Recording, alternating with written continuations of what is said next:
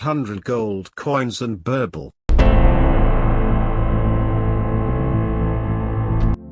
The wisdom of Birbal was unparalleled during the reign of Emperor Akbar. But Akbar's brother-in-law was extremely jealous of him.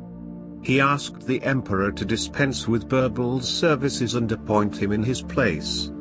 He gave ample assurance that he would prove to be more efficient and capable than Birbal. Before Akbar could take a decision on this matter, this news reached Birbal. Birbal resigned and left.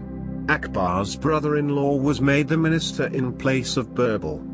Akbar decided to test the new minister.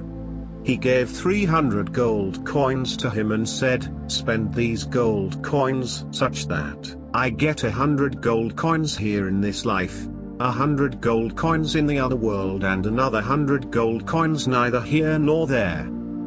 The minister found the entire situation to be a maze of confusion and hopelessness. He spent sleepless nights worrying how he would get himself out of this mess. Thinking in circles was making him go crazy. Eventually, on the advice of his wife, he sought Birbal's help.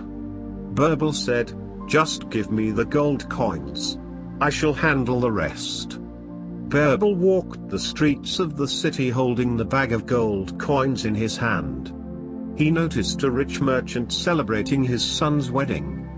Birbal gave 100 gold coins to him and bowed courteously saying, "Emperor Akbar sends you his good wishes and blessings for the wedding of your son. Please accept the gift he has sent."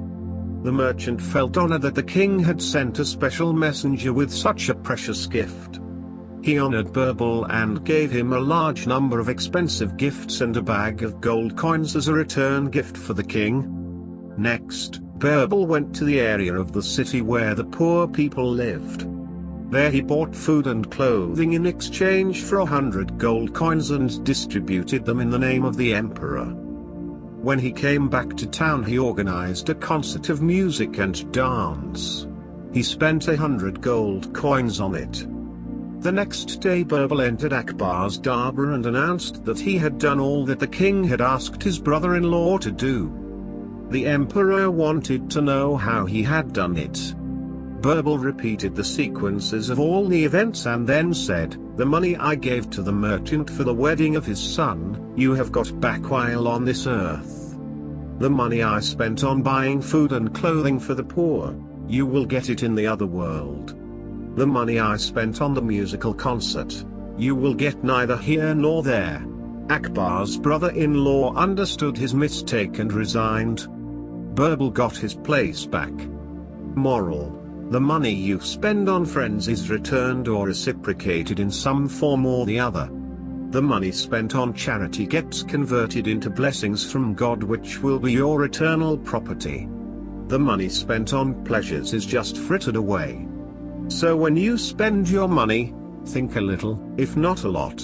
Dear listener, please subscribe our YouTube channel to increase your English listening power through stories. Do not forget to share your opinions with us in the comments. Thanks for the listening.